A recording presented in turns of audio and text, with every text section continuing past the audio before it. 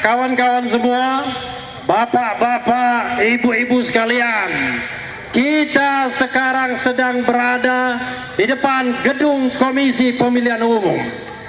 Kenapa kita datang ke sini? Karena kita percaya dengan KPU. Benar nggak? Karena kita percaya dengan KPU. Karena kita percaya dengan KPU. Kita percaya KPU curang. Betul. Kita percaya KPU curang. Jadi kita datang ke sini untuk mengingatkan bahwa negeri ini dalam bahaya. Betul. Kawan-kawan semua, ibu-ibu dan bapak-bapak sekalian, KPU itu orang yang saya kenal. Sudah puluhan tahun saya kenal Hasyim Asy'ari. Tetapi saya sangat kecewa dengan sikapnya hari ini. Mau saja jadi budak rezim. Mau saja jadi budak rezim. Kita tahu bahwa dari awal rekrutmen KPU itu abal-abal. Rekrutmen KPU dan Bawaslu abal-abal. Kenapa begitu? Karena sudah disiapkan oleh tim yang dibentuk oleh Presiden. Ketuanya mantan deputi KSP, Kantor Staf Presiden. Anggota-anggotanya orang dekat Presiden semuanya. Betul. Bagaimana mungkin akan mendapatkan KPU yang jujur, berintegritas dan independen?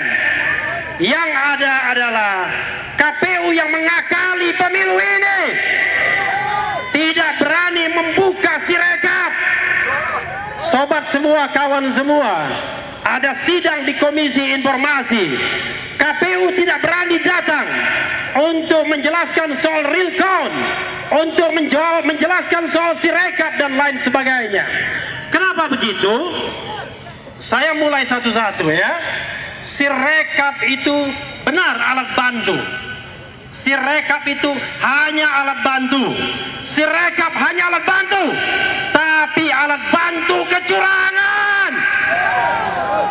Sirekap alat bantu kecurangan, bukan alat bantu untuk menunjukkan bahwa pemilu itu jujur dan adil. Betul.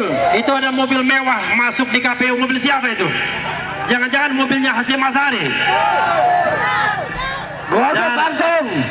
Dan memang KPU nyaman hidupnya, digaji negara besar, diberi honor besar, diundang seminar, dikasih honor dan lain sebagainya. Karena itu dia tidak berkepentingan terhadap pemilu yang jujur dan adil. Jadi sobat era sekalian, kalau misalnya KPU berani membuka sirekapnya, audit sirekap, mengapa Cina terlibat di dalam sirekap misalnya? Itu menjadi suatu soal yang sangat penting kita masalahkan. Mengapa KPU Depok mengatakan bahwa seolah-olah sirekap itu bisa jalan sendiri? Ada pihak-pihak dengan mengendalikan sirekap. Jadi kawan semua, ibu-ibu dan bapak-bapak semuanya, kita sudah diorkestrasi kecurangan ini. Tidak hanya ketika pemungutan suara, tetapi ketika KPU dibentuk. Ketika KPU dibentuk sudah curang. Sobat semuanya, kawan semuanya, selain KPU, agen kecurangan lain adalah Mahkamah Konstitusi. Sekali lagi kita ingatkan, Mahkamah Konstitusi agen kecurangan. Tetapi di antara hakim-hakim Mahkamah Konstitusi masih ada 1-2 hakim yang paling tidak yang lurus. Hakim yang lurus itu mau dipermasalahkan, mau ditembak, mau di DKPP-kan, mau dikode etikan. Jadi sobat semuanya, kita harus lawan ini semua. Betul. Karena kecurangan, karena keculasan, karena ketidakberesan, karena ketidakadilan, ini sudah by design, sudah direncanakan terlebih dahulu. Bahkan kawan-kawan semuanya, bagaimana mungkin pemungutan suara 14 Februari. Tetapi Istora sudah dipesan 2 hari sebelumnya untuk selebrasi kemenangan. Teman saya tidak sebutkan namanya, sudah dipanggil dari kubu 02. Sudahlah, kalian tidak usah lagi bergerak karena kemenangan sudah ditentukan. Itu 1 pekan sebelumnya. Yakin gak kalau pemilu ini curang? Curang. Yakin gak kalau pemilu ini curang? Yakin. Apakah relevan lagi kita bicara tentang penghitungan suara? Tidak. Kalau semuanya sudah direncanakan. Kawan-kawan semua, sebagai contoh misalnya, pada tanggal 14 Februari, ketika hari pencoblosan,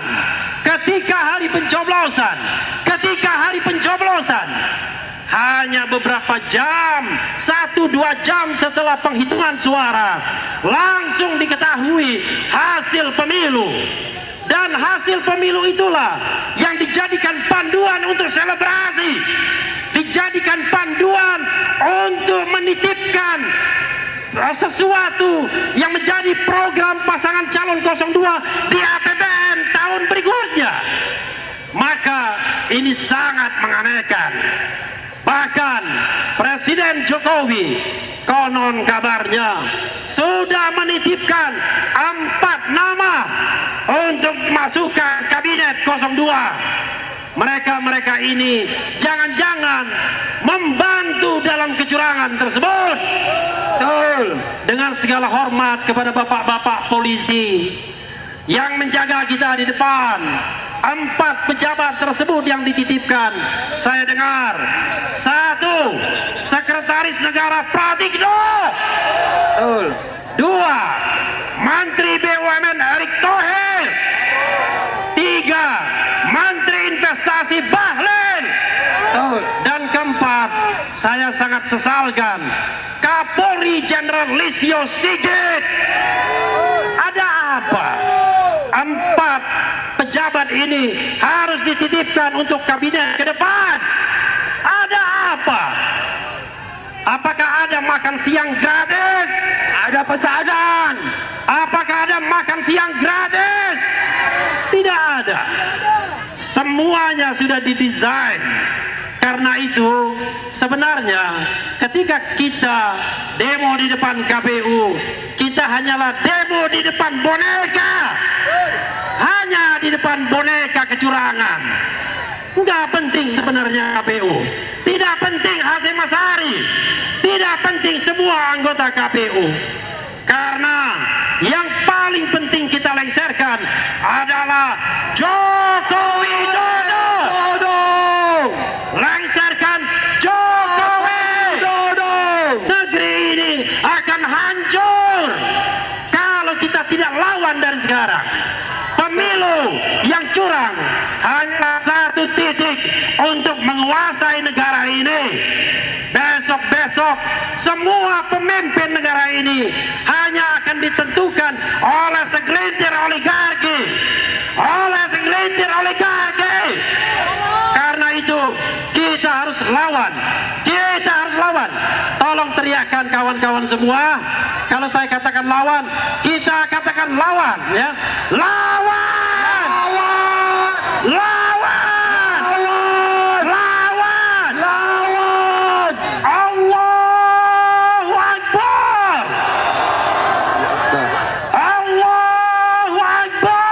Allahu Akbar! Wassalamualaikum warahmatullahi wabarakatuh. Waalaikumsalam warahmatullahi